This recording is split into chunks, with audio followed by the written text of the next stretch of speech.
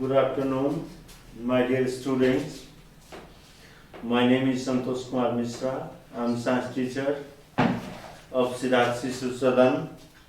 I am going to start the force or gravitation. Proceed further. It had been started earlier. Now, today I am going to discuss the variation of G due to rotation of Earth. Variation of G due to rotation of Earth. Now, the value of G dash at the point P, how that can be calculated? The formula is G dash equal to G minus R omega square cos square phi. Now I am going to show the value of G at the equator and the pole. First of all, at the equator. At the equator. At the equator, this angle of phi, angle of latitude, that will be 0. That will be 0. So phi equal to 0 degree. So cos square phi equal to 1. So the above equation 1 becomes G dash equal to G minus R omega square into 1 and G minus R omega square. This is the value of G on the surface of Earth, and it is the radius of Earth, and it is angular velocity of the Earth. Now, this becomes equal to G dash. Now, what you have observed at the equator, due to rotation of Earth, the value of G decreases by R omega square. Now, at the pole,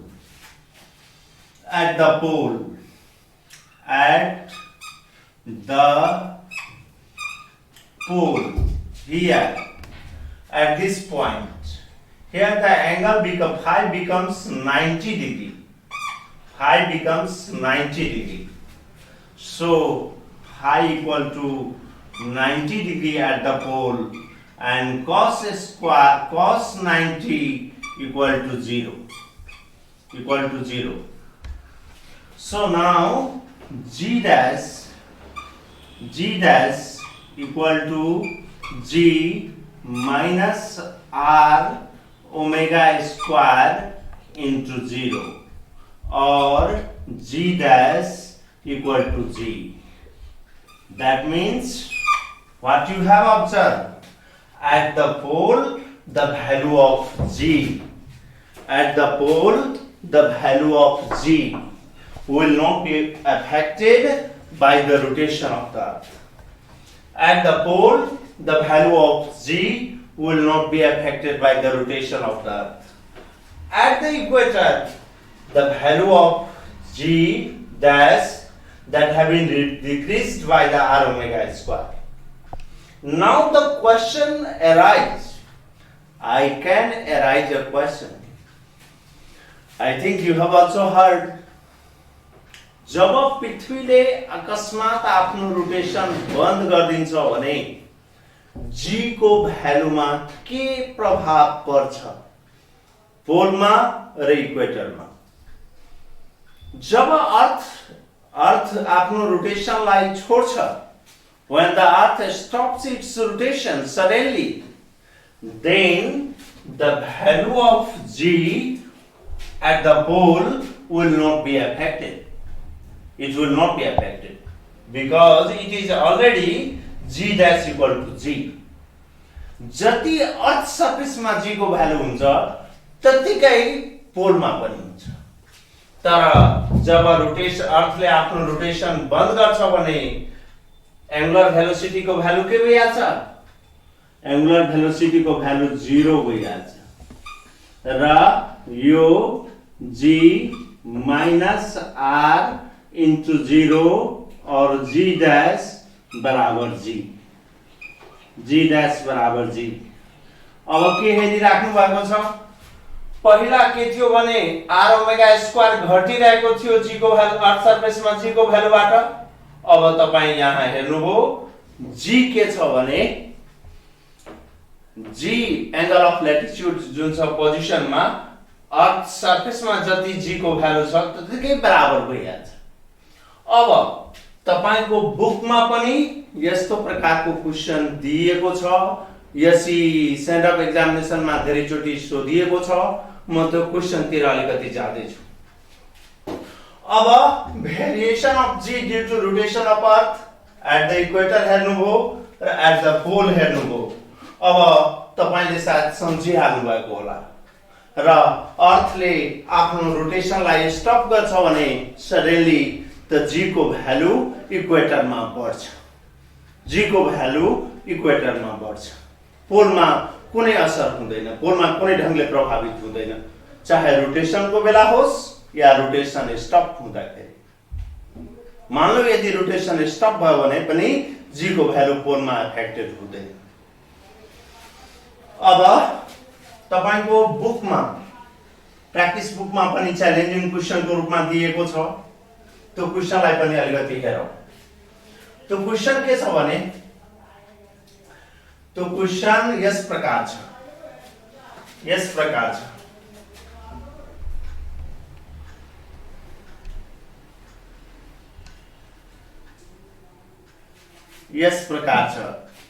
अर्थ छ,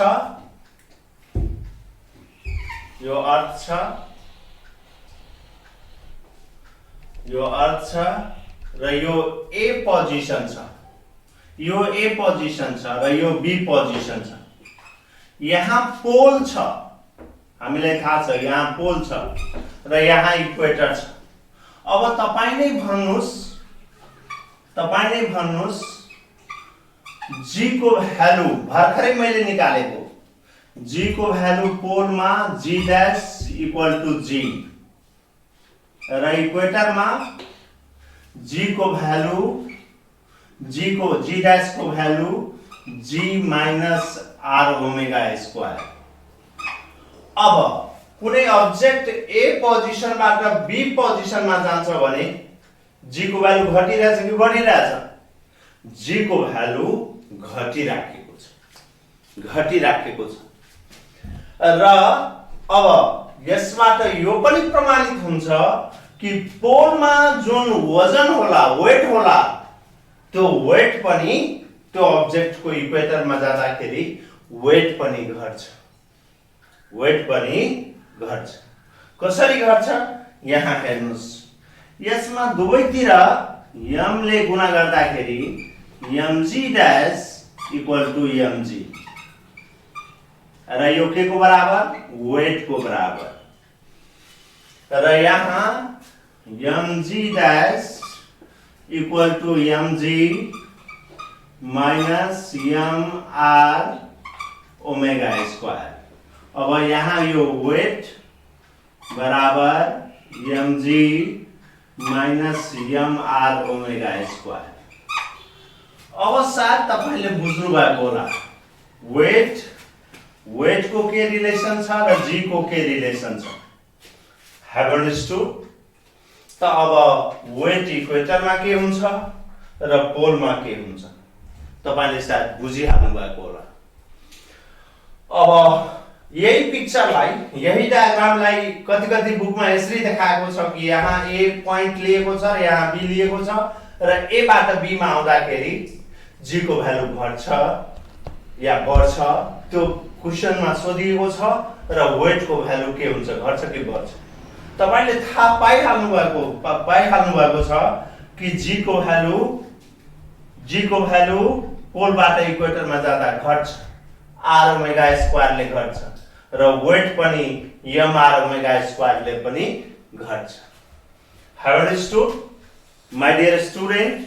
विद्यार्थी साथीहरू, तपाईहरुले बुझ्नु भएको होला, राम्ररी बुझ्नु भएको होला। अब तपाईलाई म केही कुरा पढाउन गइरहेको छु जसको धेरै महत्त्व छ तपाईको एक्जामिनेसन पर्पसको लागि पनि र इन्ट्रान्स पर्पसको लागि पनि। तपाई पढिराख्नु भएको छ भने तपाईको पक्कै एउटा राम्रो एम होला र इन्ट्रान्सको लागि भविष्यमा काम लाग्ने कुरा। यहाँ हेर्नुस् ध्यान दिएर।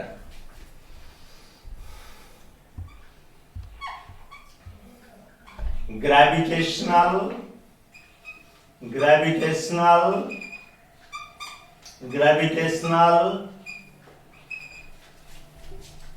field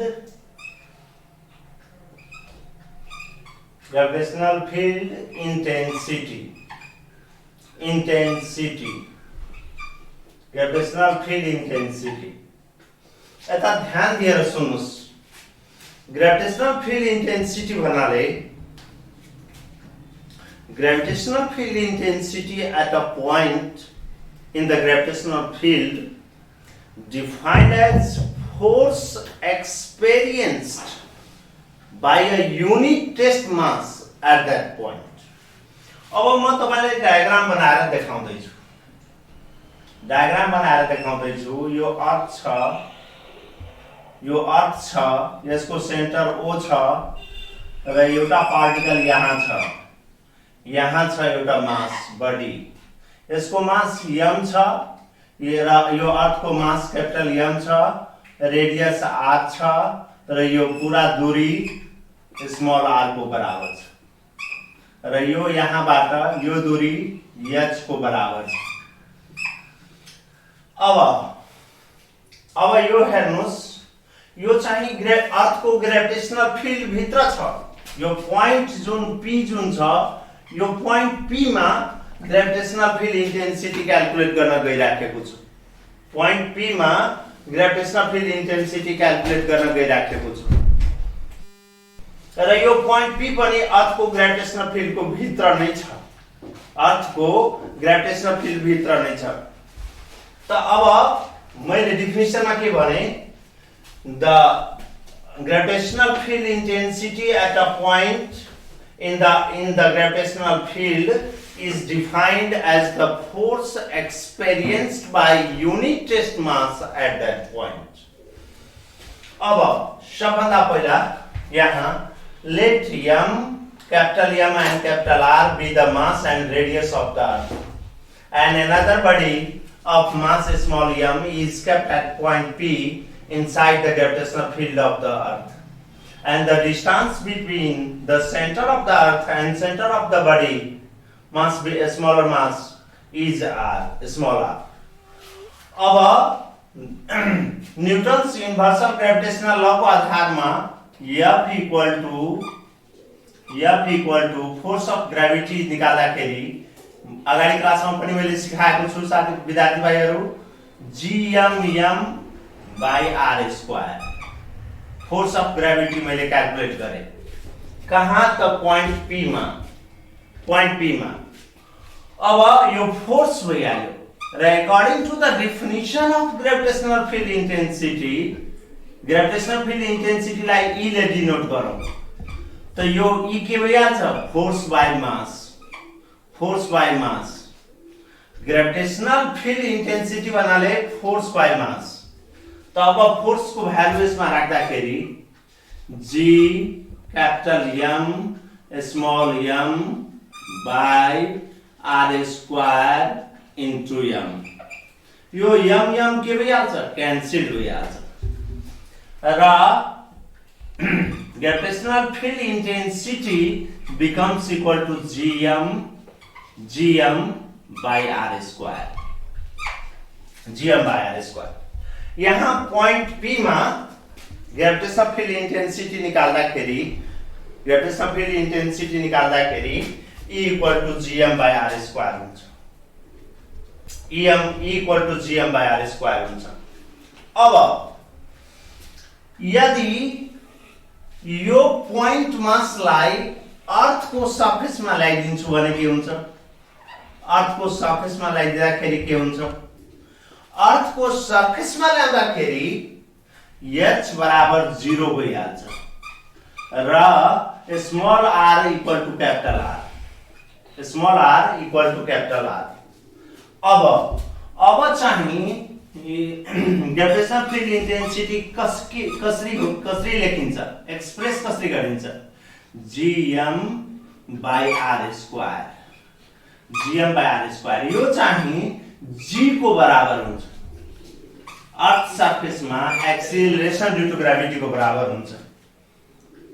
तब gravitational field intensity and acceleration due to gravity on the surface of earth, they are numerically equal to each other.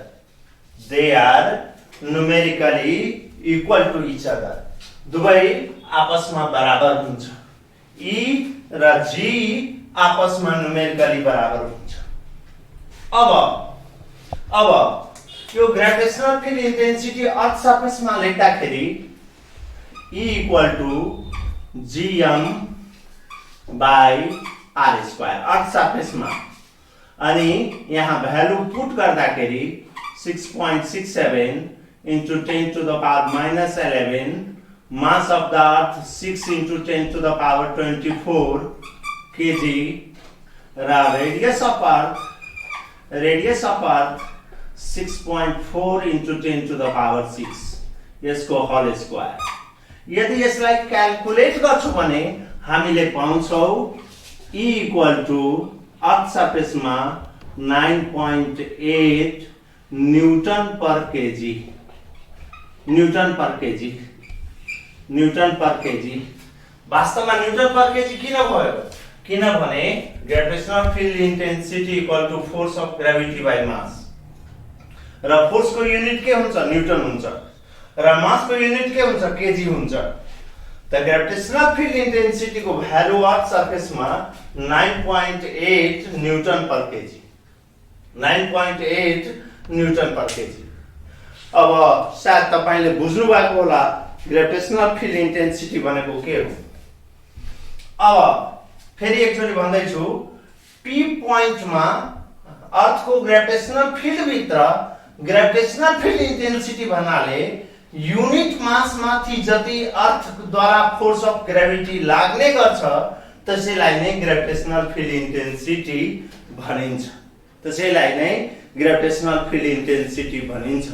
मतलब युनिट मास माथि जति force of gravity of the earth लाग्छ यो युनिट मास माथि, त्यसैलाई नै त्यो पोइन्टमा ग्रेविटेशनल फिल्ड इन्टेन्सिटी भनिन्छ। Now you have understood gravitational field intensity. Now I am going to discuss. अब म अर्को कुरा डिस्कस गर्न गइरहेको छु, त्यो पनि ज्यादै एकदमै आवश्यक छ तपाईहरुको लागि। विद्यार्थी साथीहरु बुझ्नु पनि जरुरी छ र इन्ट्रान्स पर्पसले पनि यो धेरै इम्पोर्टेन्ट छ। सबभन्दा पहिला हामीले यो बुझ्नु पर्छ escape velocity. Escape velocity, escape velocity जब अर्थको ग्रेविटेशनल फिल्ड छ भने एस्केप भेलोसिटी को अर्थ तपाईले बुझिहाल्नुहुन्छ। एस्केप भेलोसिटी भन्नाले the minimum velocity escape velocity भन्नाले the minimum velocity by which a body must be projected upward from the surface of earth, earth सरफेसबाट माथि कति भेलोसिटीले फालिन्छ to overcome gravitational field or pull of the earth so that it can escape into space is called escape velocity। अब यहाँ म diagram बनाएर सम्झाउँदै छु, तपाईहरु डायग्राम हेर्नुहुन्छ भने आसानी हुन्छ। यो अर्थ छ र यो अर्थ को चारैतिर ग्रेविटेशनल फिल्ड छ, ग्रेविटेशनल फिल्ड छ। त यो ग्रेविटेशनल फिल्ड भित्र यदि हामी कुनै अब्जेक्टलाई अर्थबाट माथि फाल्दाखेरि तो अर्थमै आएर लड्छ। जब हामी कुनै अब्जेक्टलाई अर्थ सर्फेसबाट एस्केप भेलोसिटीले बाहिर फाल्छौँ भने त्यो बाहिर जान्छ। तो अर्थको ग्रेभिटेशनल फिल्डलाई क्रस गर्छ।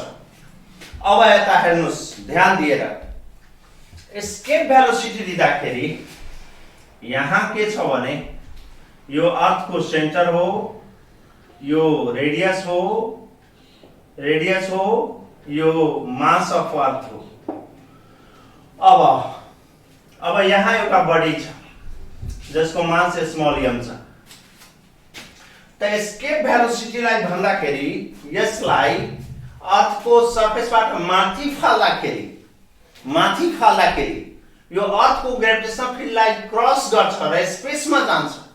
त्यो मिनिमम भेलोसिटीलाई नै एस्केप भेलोसिटी भनिन्छ। The minimum velocity by which a body must be projected upward from the earth's surface. So to overcome its gravitational pull, यो gravitational pull जुन gravitational field भित्र जुन gravitational pull लागिरहेछ, so that it can escape into space is called escape velocity. अब escape velocity बुझ्नको लागि consider escape velocity of a small mass m. यो मास यहाँ छ र दुवैको सेन्टरको बीचको दूरी r छ। Let v be the escape velocity of the small mass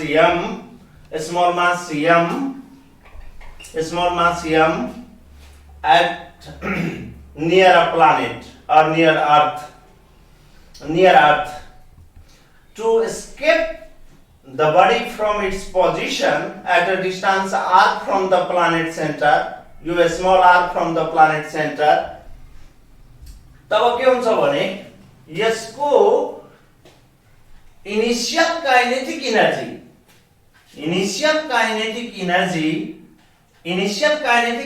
के हुन्छ भने यो बडीको इनिशियल काइनेटिक एनर्जी जुन हुन्छ, that is sufficient to increase potential energy of that body from minus g capital M small m by r to 0. अब यहाँ एउटा कुरा बुझ्नु जरुरी छ। यो ग्रेभिटेशनल पोटेन्शियल एनर्जी बढ्नु पर्छ minus g capital M small m by r to 0 बढ्नु पर्छ। किन बढ्नु पर्छ भने ग्रेभिटेशनल पोटेन्शियल एनर्जी भन्नाले it is the work done, amount of work done in bringing a body from infinity to this point, from this point. त यहाँबाट इन्फिनिटीमा लग्नको लागि जति वर्क डन गर्नु पर्यो त्यो ग्रेभिटेशनल पोटेन्शियल एनर्जी भइहाल्यो। त अब्जेक्ट को ग्रेभिटेशनल पोटेन्शियल एनर्जी बढेर कहाँबाट केबाट बढ्छ? Minus g capital M small m by r to 0 र यो कसले बढाउँछ? Initial kinetic energy of the body. तब के हुन्छ भने this small mass will escape into space and its kinetic energy is greater than or equal to capital G capital M small m by small r. अब हेर्नुस् यहाँ यो mv half mv square जुन kinetic energy छ small mass को तो equal हुन्छ या greater हुन्छ के को? त बढेको ग्रेभिटेशनल पोटेन्शियल एनर्जी को। अब यहाँ हेर्नुस् यो स्मॉल m क्यान्सल भइहाल्छ। त v स्क्वायर को is greater than or equal to 2gm by small r. अब एस्केप वेलोसिटी को डिफिनेसन ले के भन्छ? The minimum velocity by which a body must be projected upward from the surface of earth so that it can escape into space. अर्थको gravitational फिल्डलाई pass गरेर स्पेसमा गइहाल्छ, that we call escape velocity. त minimum हुनको लागि त escape velocity के भइहाल्छ, VE equal to 2G capital M by small r. अब यो पोइन्टमा एक्सिलरेशन ड्यू टु ग्रेभिटी कति हुन्छ? यो पोइन्टमा at distance small r from the center of earth, small g equal to capital M by small r को square. अब यता हेर्नुस्, एस्केप भेलोसिटी जुन छ, एस्केप भेलोसिटी यहाँ हेर्नुस् ध्यान दिएर 2g r square by small r. यो स्मल r ले यो स्क्वायर लाई क्यान्सल गर्छ र escape velocity route under 2gr को बराबर हुन्छ. अब यही मासलाई अर्थ को सर्फेसबाट प्रोजेक्ट गर्दाखेरि h बराबर 0 भइहाल्छ, किनभने small r equal to r plus h. त r equal to r, small r equal to capital R, radius of earth को बराबर भइहाल्छ. तब के हुन्छ भने at the surface of earth मा escape velocity route under 2gr को बराबर हुन्छ. 2gr को बराबर हुन्छ. अब यसको भ्यालु यसमा पुट गर्दाखेरि 2 into 9.8 into 6.6.4 into 10 to the power 6. यसको भ्यालु क्याल्कुलेट गर्दाखेरि 11.2 into 10 to the power 3 metre per second आउँछ. यसलाई हामी एप्रोप्रिएटली 11.2 किलोमीटर पर सेकेन्ड लेख्न सक्छ. This is required value of escape velocity from the surface of earth.